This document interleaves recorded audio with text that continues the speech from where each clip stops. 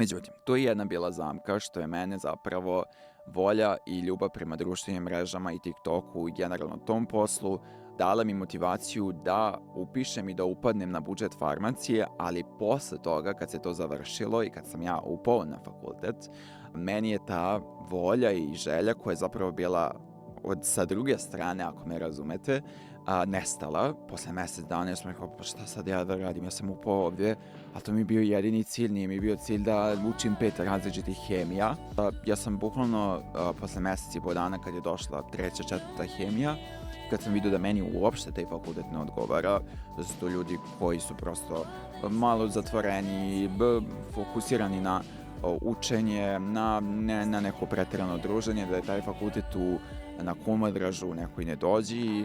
ništa mi se tu nije dopalo. Ja sam odmah rekao, znači nisam želeo da gubim vreme, smatram da je vreme dragoceno i da je bolje odmah na početku da razjasnite neke stvari, jako bilo mi je kao teško. Što kažu kad se skrasite u nekom domu i morate posle mesec dana da izađete iz tog doma. Eto, ja sam se skrasio, prošla je cijela ta gungula oko upisa, privatnih časova, prijemnog ispita, bodovanja i sad sve se to završilo i kao ne dopada vam se to. I ništa, ja sam pozvao moje, rekao sam, meni ovo ne odgovara, ja ne želim ovo da studiram, ne želim da studiram 5 različitih hemija,